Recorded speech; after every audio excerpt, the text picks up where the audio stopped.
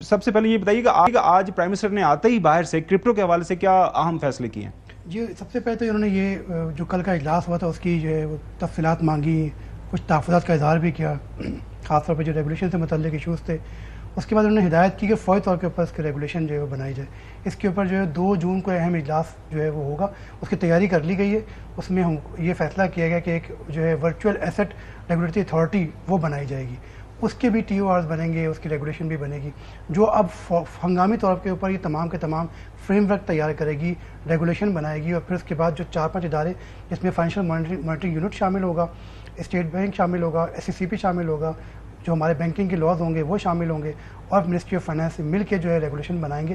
اور یہ ہنگامی طور پہ یہ کام اب کیا جانا ہے تاکہ حکومت جو ہے وہ اس کرپٹو کرنسی کے متعلق جو ٹرانزیکشنز ہیں اور جو ایک بزنس جو ہے ٹرانزیکشن ہونی ہے اس کے لیے فریم ورک بنائے. ساتھ ساتھ جو ہے ایف اے ٹی ایف کی بھی یہ ہدایات آئی ہیں کہ جو جیسے وہ پاکستان میں بینکنگ لاز کو امپلیمنٹ کراتے ہیں، وہ اسی طرح جو کرپٹو کرنسی کی ٹرانزیکشنز ہوں گی اس کو بھی اسی طرح سے ہی امپلیمنٹ کریں گے تاکہ اس کی مانیٹرنگ بھی ہو سکے کہ کہاں پیسہ لگ رہا ہے، بے نامیاں کسی طرح کی بھی نہ ہو. بالکل صحیح ہے. نجیب صاحب بہت شکریہ سر وقت دینے کے لیے. پاکستان کے اندر کرپٹو کا فیوچر مستقبل کیا ہے، اور تھوڑا عوام یہ سوال کر رہے ہیں کہ اس کے اندر پاکستان کیا کچھ کر سکتا ہے، پاکستان کو کیا فوائد ہو سکتے ہیں، عام لوگ اس میں کس طرح انٹرسٹ لے سکتے ہیں. نجیب صاحب. بسم اللہ الرحمن الرحیم. خاور صاحب، جب پاکستان کرپٹو کاؤنسل بنی تھی تو میرا خیال ہی یہ تھا کہ یہ اس لیے بنی ہے کہ یہ سارا کام آپ سمجھیں کہ انفارمل سیکٹر میں ہو رہا ہے. جتنے بھی والیٹس ہیں، جتنے بھی لوگ اس میں انوالوڈ ہیں، ڈفرینٹ فگر دیے جاتے ہیں، کوئی 2 کروڑ، 2.5 کروڑ، 3 کروڑ سے 4 کروڑ کا فگر دیا جاتا ہے. تو یہ ایک ریگولیٹری پالیسی کا فریم ورک بنائے گی، بہت کرپٹو کرنسیز کا بھی اور بلاک چین انوویشنز کا بھی. میرا خیال تھا کہ یہ فاسٹر کرے گا ایک پروٹیکشن، کیونکہ ابھی تو کوئی پروٹیکشن نہیں ہے. بہت سے لوگوں نے اس میں پیسے کمائے بھی ہیں، نقصان بھی کیا ہے.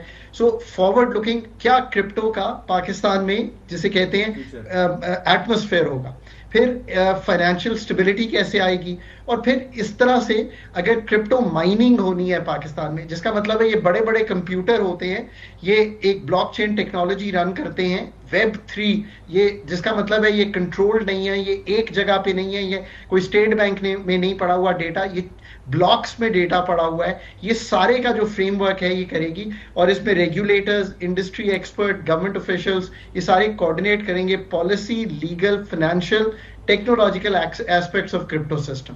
سو یہ ہے اس کا خیال، یہ ایک اسٹور آف ویلیو ہے. That's the best way to understand it. کئی جگہ یہ اسٹاک ایکسچینجز پہ کوٹڈ بھی ہے. مثلا بٹ کوائن جو ہے اس وقت 1,07,000 پر ٹریڈ کر رہا ہے. ابھی میں تھوڑی دیر پہلے ہی مارکیٹ دیکھ رہا تھا.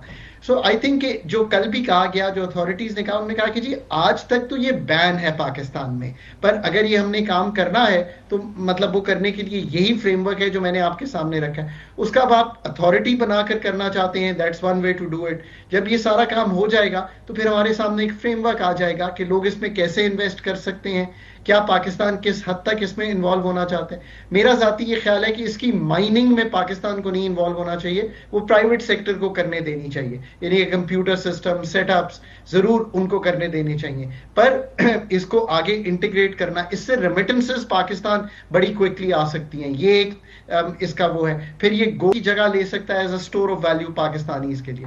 سو یہ ہے اس کا ایک overall framework. But like any new innovation, اس میں ڈاؤن سائڈ رسک زیادہ ہیں، بہت ہیں، پر اپ سائڈ بھی اگر یہ سارا ریگولیٹری فریم ورک اسٹیبلش ہو جاتا ہے. دنیا میں میرا خیال ہے ایک ہی کرپٹو کرنسی، ایک ہی ملک ہے ایل سیلوڈور جس نے اس کو اپنایا ہے یا ریگولرائز کیا ہے. باقی سب نے ابھی تک نہیں کیا، اور آج تک سینٹرل بینک کی یہی پالیسی تھی. سو ویل سی کہ کیا پالیسی فریم ورک بن کے بالکل سامنے صحیح آتا ہے. ہے. وہ دیکھنا پڑے گا پالیسی فریم ورک.